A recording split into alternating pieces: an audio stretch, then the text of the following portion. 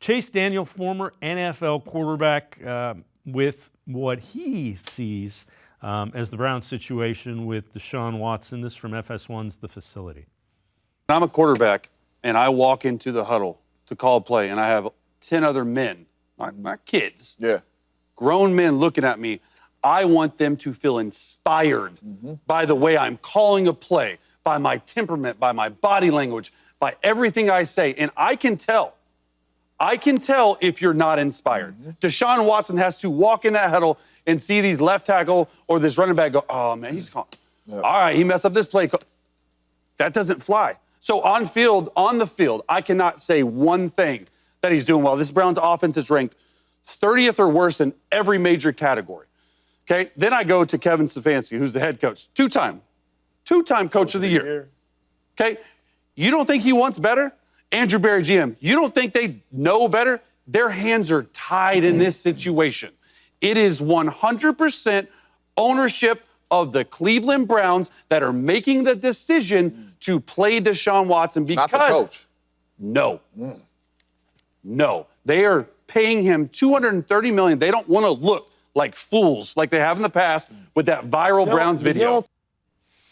With that, let's welcome in Sam Monson from the 33rd Team, co-host of the Check the Mic podcast. Sam, when I hear that, my initial reaction was, if they keep trotting Watson out and the offense looks like it does, aren't they still looking foolish? Yeah, they are. And I think it's definitely possible that this is all driven by ownership and they are simply not permitted to bench Deshaun Watson given what they gave up to get him. It's also possible that they're looking at it and they just refuse to eat that kind of sunk cost. You know, they are stuck with him. It's a giant contract. It's fully guaranteed. They are paying that sum of money come what may. So they might be looking at this and are simply refusing to give in yet. You know, it hasn't worked out yet. They're trying to figure out a way of making it work. They're trying to get Deshaun Watson back to wherever he was previously or just somewhere near that. And they are not yet willing to throw in the towel because the second they do bench him, it is effectively an admission, not only that that was a mistake, but that they're going to have to endure more pain somewhere down the line in terms of cutting him, the giant dead cap hit that's coming down the line if that happens. So it's possible it's ownership. I think it is also possible that they just don't want to go there yet. Yeah, I mean, at some point in time, the season's teetering, and it's only teetering because you got a bunch of AFC games coming up. But the way you've played, how can you think you're going to go out and beat, the Bengals and the Ravens and the Steelers and the teams that are, 3-2, 2-3? Yeah, this offense, I watch it every week. Is it as bad from the outside as it looks from the inside? Yes. The short answer is yes. And look, if it wasn't for the contract and the trade that they gave up to get Deshaun Watson, I think it would have happened already. Regardless of whether it's ownership driven, it was a move that would have been made if it was purely a footballing decision and we didn't have this unprecedented contract and one of the biggest trades in NFL history to contend with.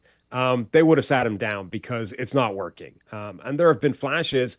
It hasn't been universally terrible this season. The results have been, but it's not all been Deshaun Watson's fault this year. He's been bad for a couple of the games, but a couple of weeks ago, Watson actually played okay, and everybody else let him down for a change. There was an 80-something yard touchdown to Amari Cooper taken off because of a holding call, a fairly weak holding call at that. But that was a game where everybody else was letting down Deshaun Watson. But the point is, overall, it's not working. It's not going in the right direction. We're not seeing incremental improvements.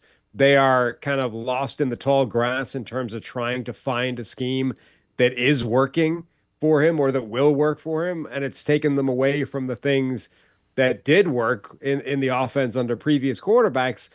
And now they're just sort of lost. It's this directionless offense where nothing is working.